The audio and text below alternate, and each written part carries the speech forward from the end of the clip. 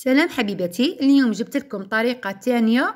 التمر بالمكسرات سهلة ماهلة بالخف توجد.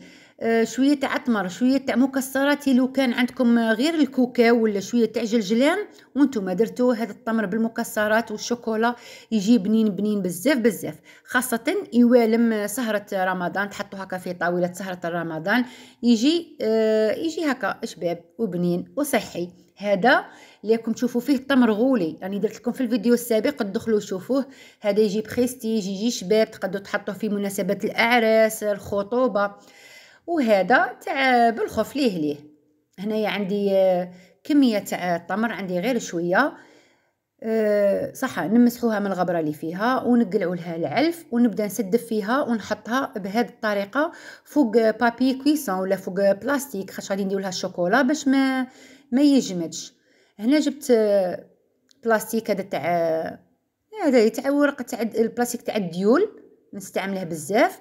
وهكا كوب ولا حيه ونضغط عليها في الحبه تاع التمر، شغل نطبزها هكا نبلاطيها. ندوب الشوكولا. هنايا عندي شوكولا اولي، حاولوا تختاروا نوعيه تكون بنينه باش يجيكم هذاك التمر بنين. انا نسخن الماء ويوصل درجه الغليان ويكون فوقه هذيك الغرفيه ولا هذاك البول، من بعد نقلعهم فوق النار ونحط الشوكولا اللي كنت مقطعتها رقيقه ونزيد شويه تاع الزيت، خاطرش الجو راه بارد وما نجيش شابه هكا الشوكولا نقرمشوها تكون يابسه. وندوبها نقعد نخلط حتى تذوب. وكل حبه تاع تمر ندير لها شويه تاع شوكولا، يعني الفيديو راه باين هكا. ندير لها شويه تاع شوكولا من الفوق.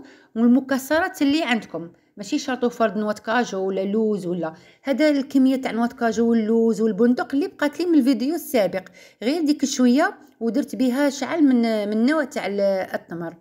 تقدروا تزيدوا تاني هشوش الورد، كاسولا كولير، شويه تاع جوز الهند اللي يبغي نوات كوكو يجي تاني بنين. المهم نتوما زينوا باي حاجه تكون عندكم في الدار. والشكل النهائي كما شفتوه في الاول يجي هكا كي الكاليت هكا مدور مع المكسرات. جربوه لسهراتكم تاع رمضان، ومع وصفه اخرى. مع السلامه.